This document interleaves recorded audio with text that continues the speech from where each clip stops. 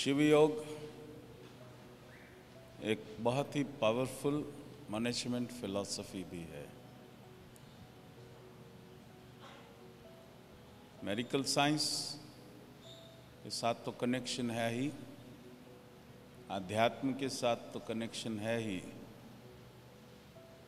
Management के साथ भी बहुत पावरफुल कनेक्शन है, क्योंकि लाइफ को मैनेज करना है ना।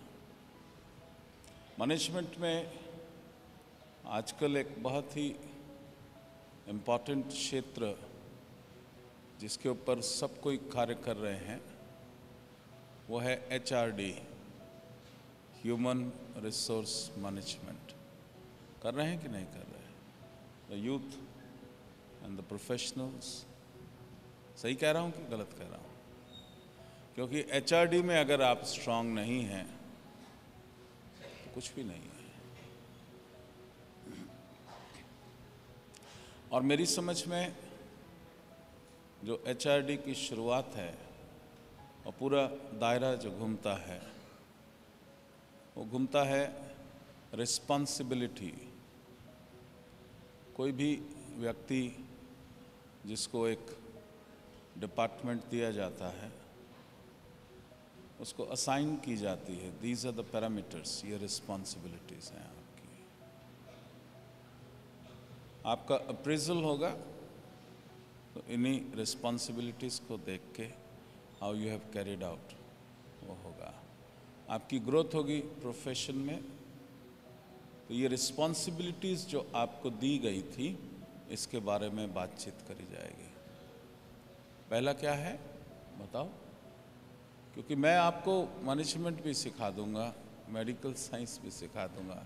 Shiv Yog is a science beyond science.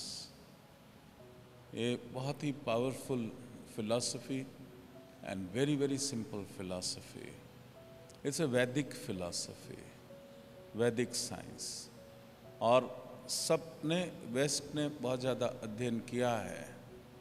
हम लोग खाली श्लोक ही पढ़ते रह गए, हम खाली रिचुअल्स करते रह गए, लेकिन उसके अंदर जो आत्मा थी वहाँ तक हमें पहुँचना बहुत ज़रूरी है। और ये जो भी मैं आपसे बात कर रहा हूँ ये कोई मैनेजमेंट में पढ़ के नहीं आया, ये मैं आपसे उन सिद्ध गुरुओं ने जो अपने शिष्यों को ज्ञान दिया, जो मुझे ज्ञान दिया, मैं आपसे आपकी भाषा में, मैनेजमेंट लैंग्वेज में मैं बात कर रहा हूँ। कोई भी फील्ड हो, every person has to be efficient in human resource management. सबसे पावरफुल रिसोर्स अगर कोई है तो वो मनुष्य है। इस चीज़ को तो पहले सत्य अब मानना शुरू कर दिया लोगों ने। पहले उन्होंने बोला था मशीन रिसोर्स, फाइनेंशियल रिसोर्स, हर चीज़ के ऊपर रिसोर्सेज की बात कर रहे थे, लेकिन घूम फिर के बात वही आ रही है, द ह्यूमन रिसोर्स।